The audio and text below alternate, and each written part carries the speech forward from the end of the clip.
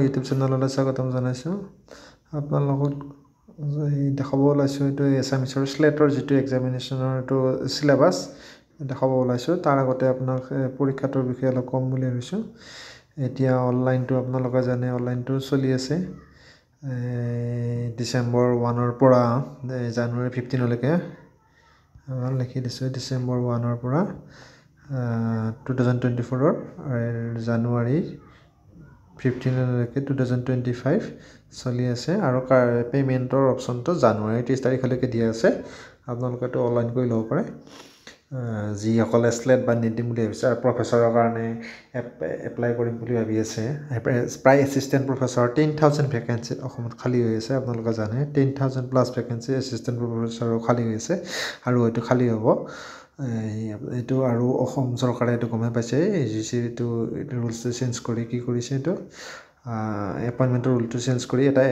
Direct exam পাতিব আৰু 100 mark থাকিব তাত 90 মাৰ্কছ কি হ'ব ৰিটাৰ্ণ হ'ব আৰু 10 মাৰ্কছ কি হ'ব এইটো তেওঁলোকৰ কিবা এটা আনিব গতিকে ৰিটাৰ্ণ হ'লে বহুখিনি কেণ্ডিডেটে PHC নথকা কেণ্ডিডেটে পোৱাৰ চান্স আছে গতিকে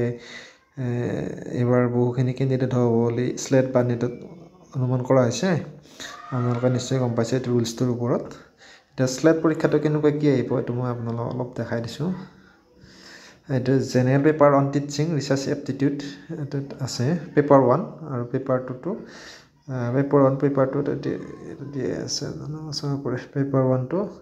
ফাৰ্ষ্ট 1 আৰু ছেকেণ্ডটো এইটো 50 কুৱেশ্যনছ আৰু 100 কুৱেশ্যনছ এইটো মই এছামিছৰ যিহেতু দেখাম বেলেগ ছাবজেক্টৰ চিলেবাছটো বেলেগ হ'ব ইয়াতে এছামিছৰ 100 কুৱেশ্যনছ আছে 2 আৱাৰ্ছ লিখাই আছে ইয়াতে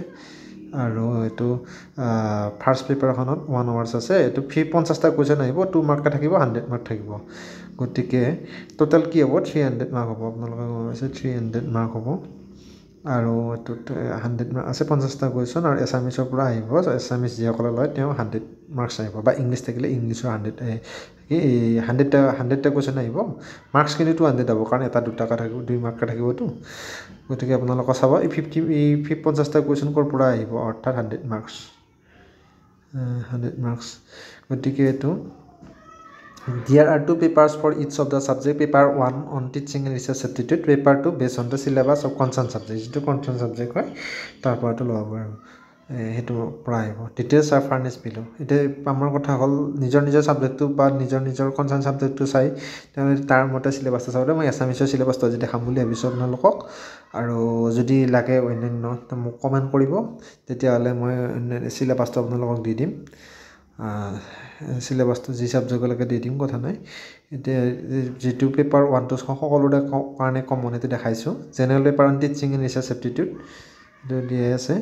The test is written to assess teaching research aptitude of the candidate. They are supposed to possess and exhibit cognitive abilities like comprehension, analysis, evaluation, understanding the structure of comments, evaluation and distinguishing deductive and inductive reasoning, weighing the evidence with special reference to analogical arguments, inductive generalization, evaluating classification and definition, avoiding logical inconsistency arising out of failure to see logical relevance due to ambiguity and vagueness in language. The candidates are also supposed to have a general acquaintance with the nature of concept, meaning and criteria of truth and the source of knowledge. এইটো তেনেকুৱাকৈ আহিব এইখিনি syllabus দিয়ে আছে এইটো general পেপাৰৰ 50টা question আহিব 100 mark এইটো দিয়া আছে এছামিছ চিলেবাছটো আপোনালোকক দেখাব ওলাইছোঁ এইটো এছামিছ চিলেবাছ স্লেট কমিশ্যন এইটো Assam to any north east region প্ৰায় 10টা চেপ্টাৰ দিছে নেকি আপোনালোকে জাষ্ট এইটা ভিতৰৰখিনি আপোনালোকে ইয়াৰ পৰা চাই বুজি ল'ব আৰু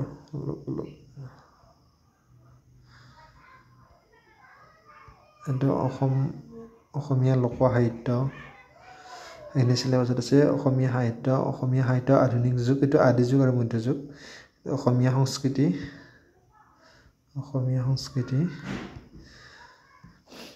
তাৰপিছত অসমৰ নৃগোষ্ঠী আৰু জনজাতীয় সংস্কৃতি 5 নম্বৰ চেপ্টাৰটো সাহিত্য তত্ত্ব পাশ্চাত্যটো প্ৰাচ্য আৰু 8 নম্বৰটোত আছে অসমীয়া ভাষা আৰু ভাষাতাত্ত্বিক অধ্যয়ন আৰু 9 নম্বৰটোত আছে অসমৰ ভাষা আৰু ভাষাৰ অধ্যয়ন আৰু 10 নম্বৰ চেপ্টাৰটো হৈছে তুলনামূলক সাহিত্য আৰু অনুবাদ আৰু এইটো চাব গম পাইছে আৰু শ্লেটৰ আপোনালোকে কিতাপ কিনিব পাৰে বা নেটৰ কিতাপ কিনিব পাৰে তাৰ পৰা অসমীয়াসকলক কৈছোঁ মানে 10টা চেপ্টাৰ আছে তাৰ পৰা আপোনালোকে